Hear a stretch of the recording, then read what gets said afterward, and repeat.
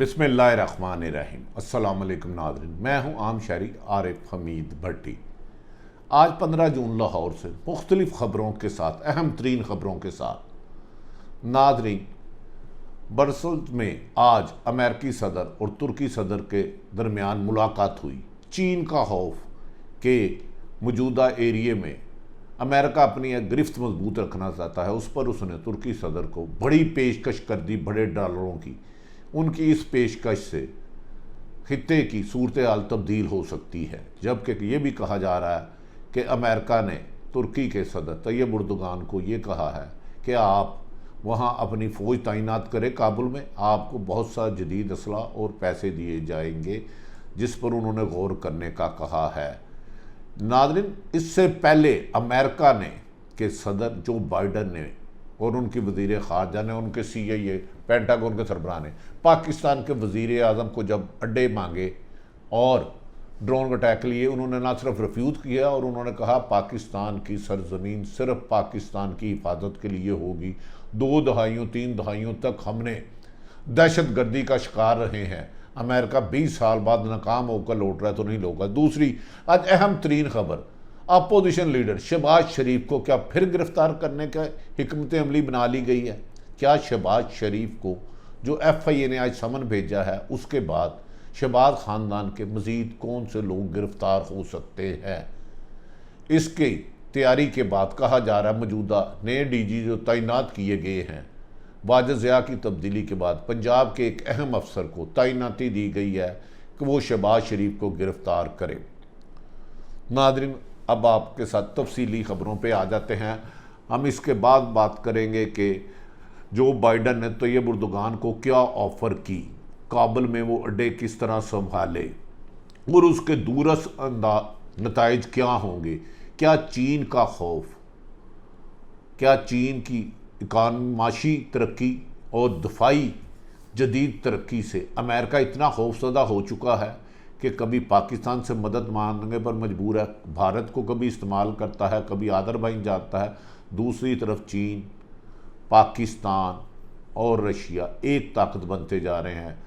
चीन ने अमेरिका के G7 ममालिक के इजलास को कमज़ोर और किस्सा माजी कहा। नाज़रीन, अब पहली स्टोरी पर आ जाते हैं।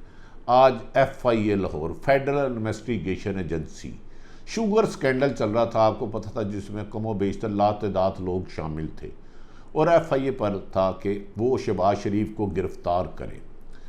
इस शुगर स्कैंडल में याद रखें, पाकिस्तान में सबसे ज़्यादा शुगर मिलें शरीफ ख़ानदान और ज़रदारी ख़ानदान की है।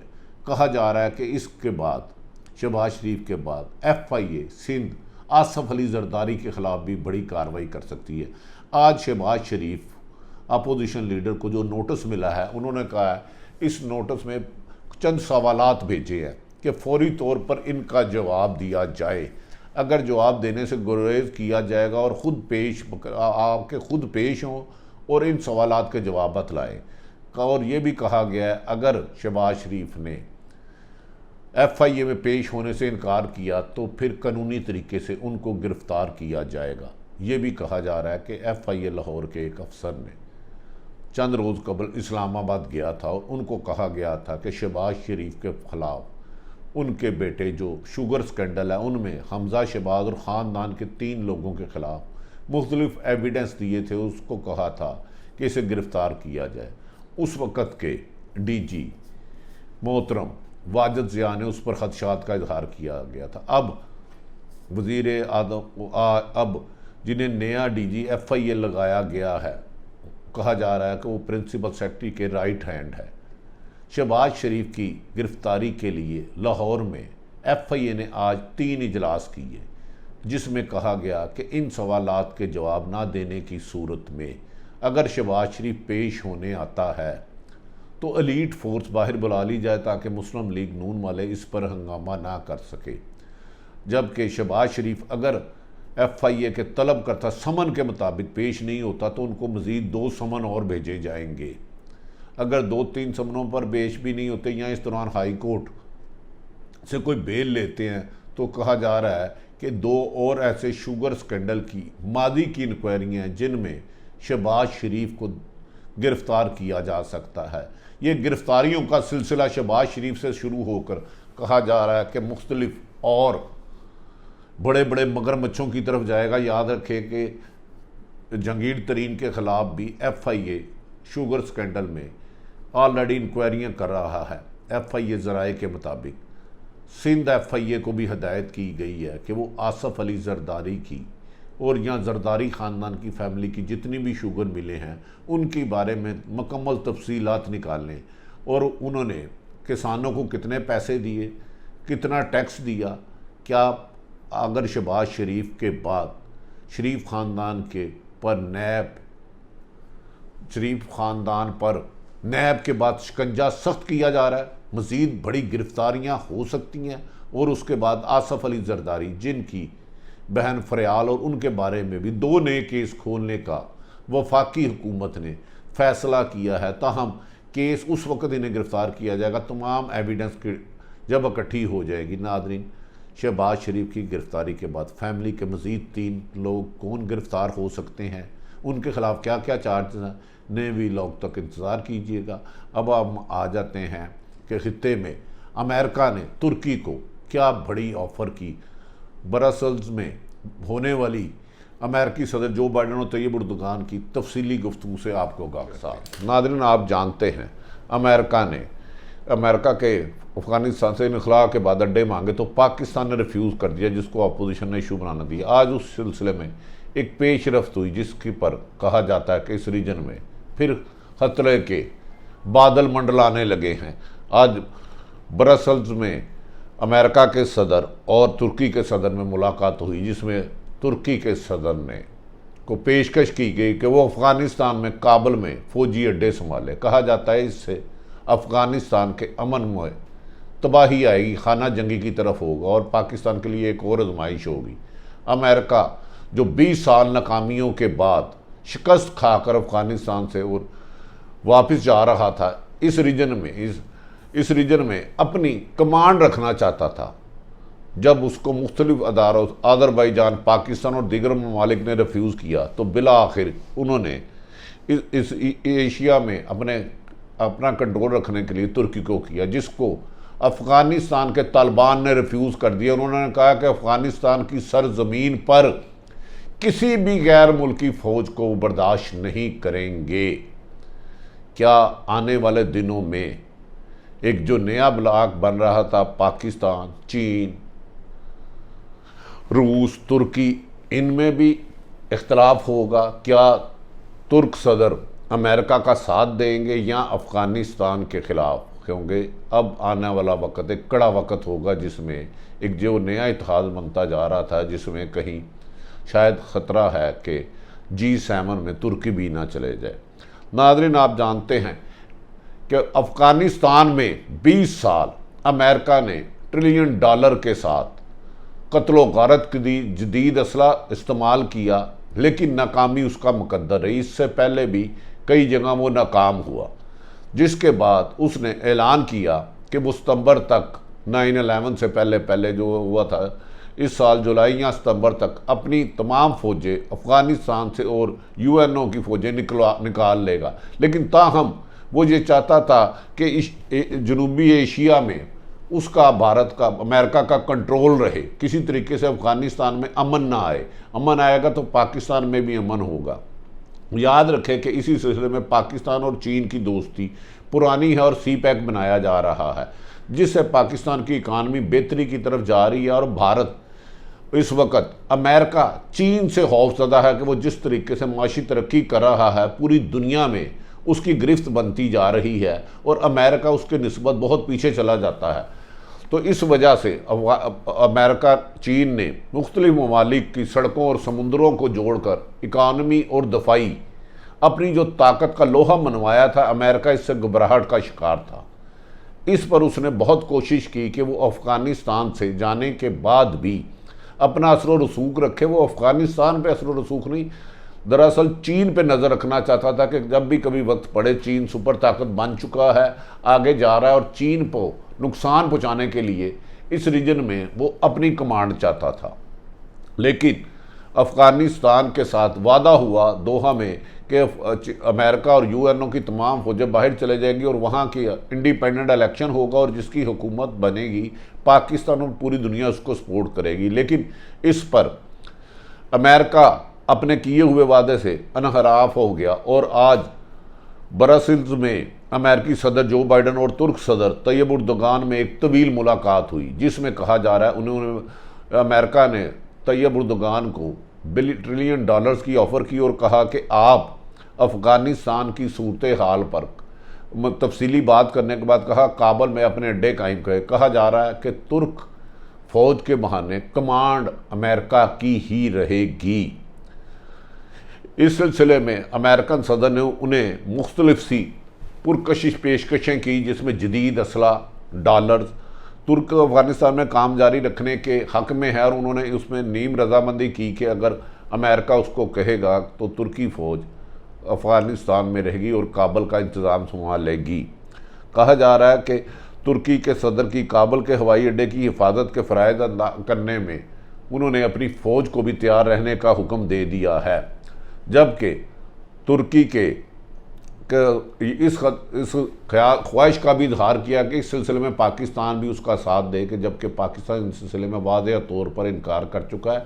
पाकिस्तान और तुर्की के सदर तैयब उर्दगान भी दरीना दोस्ती है, लेकिन ये लगता है कि कैसी आजमाइश की तरफ जा रहे हैं जिसमें मुश्किलात होगी, क्योंकि तालिबान ने वाज़ेह तौर पर कहा था कि दोहा मुआहदे के मुताबिक अमेरिका को हर हाल में अफ़गानिस्तान की सरजमीन को खाली करना होगा। जब तक एक मुल्क गैर मुल्की फ़ौजी भी वहाँ रहा, तालिबान जदोजहद जारी रखेंगे। जब से अमेरिका की फ़ौज का इनखला शुरू हुआ है अफ़गानिस्तान से, तो अफ़गानिस्तान के तकरीबन 70% हिस्से पर तालिबान ने कब्ज़ा कर लिया और तालिबान इस पर अपनी शरीयत नाफिज करना चाहता है। कहा जा रहा है कि इस दौरान अमेरिका समझ रहा था कि अगर तुर्की में क्लियर हो गया तो वो चीन पर नज़र नहीं रख सकेगा, क्योंकि चीन, पाकिस्तान और रशिया आपस में कई मुआहदे कर चुके हैं। सी पैक में, पाकिस्तान में बनने वाले सी पैक में रशिया भी इसमें इंटरेस्ट जाहिर कर चुका है। इसमें सऊदी अरब, यूएई, दीगर ममालिक कर चुके हैं। यहाँ से अगर सड़कें इस्तेमाल होती है और लोगों को, लाखों लोगों को रोज़गार मिलता है, इकानमी बेहतर होती है और सी पैक पोर्ट चलना शुरू हो जाती है, तो चीन पूरी दुनिया में बहुत जल्द अमेरिका बहुत पीछे कर देगा। अमेरिका कोरोना की वजह से आगे ही उसकी इकानमी बहुत ज़्यादा नीचे जा रही है। अब चीन के रास्ते में रुकावट डालने के लिए अमेरिका मुख्तलिफ चालें चल रहा है। एक तरफ भारत आज़रबाईजान से भी अड्डे मांग रहा है, वो अड्डे वो अफ़गानिस्तान के लिए नहीं, चीन पर किसी भी वक्त कोई बड़ी शरारत करने के लिए कर रहा है, जिसकी कोशिश उसने पाकिस्तान से की। वज़ीर-ए-आज़म इमरान खान ने वाज़ेह तौर पर कहा था कि अड्डे ना देंगे अफ़गानिस्तान और पाकिस्तान के बॉर्डर पर, ना अड्डे देंगे, ना ही 1 इंच आपको ड्रोन हमले के लिए इजाज़त देंगे। जिस पर अमेरिका को शर्मिंदगी हुई थी कि माजी में एक टेलीफोन कॉल पे अमेरिका पाकिस्तान की पॉलिसियाँ चेंज कर लेता था और इस रीजन में अपनी कमांड मजबूत करने के लिए पाकिस्तान को इस्तेमाल करता था, जिसकी वजह से पाकिस्तान 25 साल तक दहशतगर्दी का शिकार रहा और पाक फौज ने इस सिलसिले में तवील कुर्बानियों के बाद खरबों डॉलर नुकसान और 90,000 के करीब शहादतों के बाद अमन आया। तो पाकिस्तान ने जब इसको इनकार कर दिया कि हम जहाँ नहीं देंगे, तो तुर्की के साथ उसने अपने मरासम बढ़ाए। तुर्की ऑलरेडी मुसलमानों का दरीना दोस्त मुल्क है और कहीं भी प्रॉब्लम हो तो फ़लस्तीन के इशू पर भी पाकिस्तान और तुर्की हम आवाज़ हो के उन्होंने इसराइल के ख़िलाफ़ आवाज़ बुलंद करी और यूएनओ में जाके, जनरल असम्बली में जाके तकरीरें की।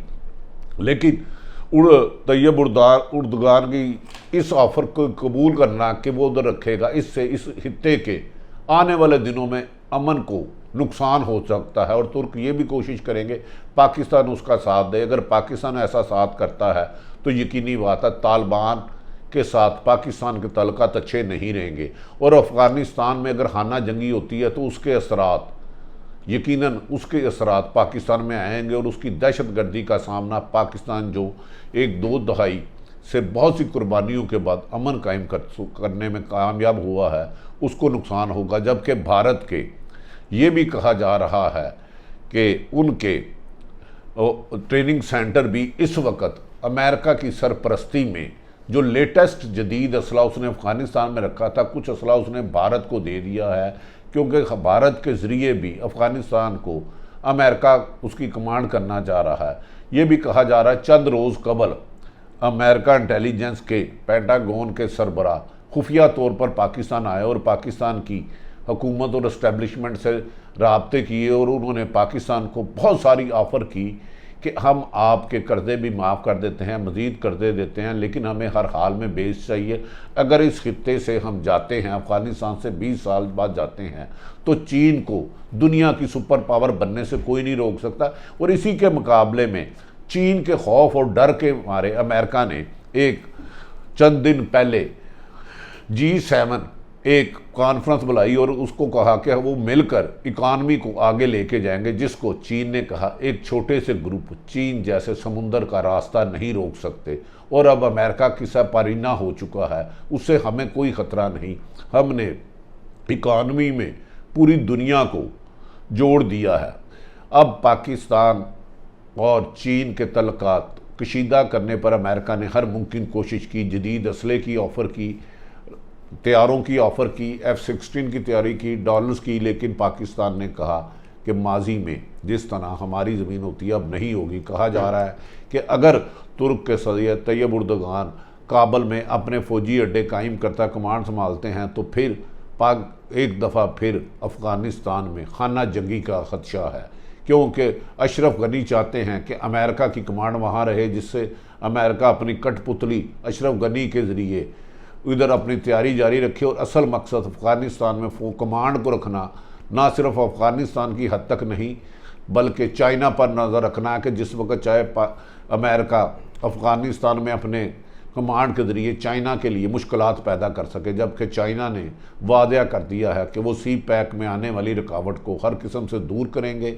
और आने वाले दिनों में वो पूरी दुनिया में, यूरोपीय ममालिक में, ऑस्ट्रेलिया में और पूरी दुनिया में अपने बिज़नेस को, इकॉनमी को तेज़ तरीन करते हुए अमेरिका के लिए ख़तरा बन चुके हैं, जिसकी वजह से जो बाइडन घबराहट में अब मुख्तलिफ ममालिक के में अपने ब्लॉक बनाना चाह रहा है। मादी में अमेरिका ने हमेशा जिस मुल्क का इस्तेमाल किया उसे अपने मकसद के लिए इस्तेमाल किया और बाद में तबाह कर दिया। याद रखें कि मुत्तहदा अरब इमारात में भी अमेरिका अपने अड्डे बना चुका है अपनी कमांड रखने के लिए, क्योंकि खौफ उसे अमेरिका को सिर्फ़ और सिर्फ चीन से है कि चीन जिस तरह दफाई और माशी तरक्की के रास्ते पर गामजन है, अमेरिका उसका मुकाबला नहीं कर सकता। इसलिए उसने G7 बुलाया, जिसमें बरतानिया, जापान और दीगर मुल्कों को शामिल किया, लेकिन चीन की नज़र में वो एक अब किस्सा मादी हो चुका है। अब पाकिस्तान का इम्तिहान है कि ऐसे वक्त में वो ऐसे फ़ैसले करे जो मुल्क की बेहतरी के लिए हो,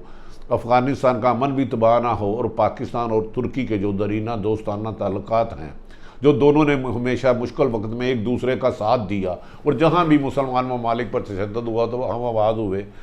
इस मौके पर अफ़गानिस्तान में तुर्की को फ़ौज तैनात करने के लिए बहुत कुछ सोचना समझना होगा कि इसके नताइज क्या होंगे। क्या अफ़गान के तालिबान तुर्की की फ़ौज को बर्दाश्त करेंगे या उन पर हमला करेंगे? एक अमेरिका की इस साजिश की वजह से ये मौजूदा जनूबी एशिया एक दफ़ा फिर आग की लपेट में जा सकता है अगर कुछ ममालिक ने बेहतर फ़ैसले ना किए। नाज़रीन, अपने इर्द गिर्द रहने वाले की खुशियों का ख्याल रखें। पाकिस्तान जिंदाबाद।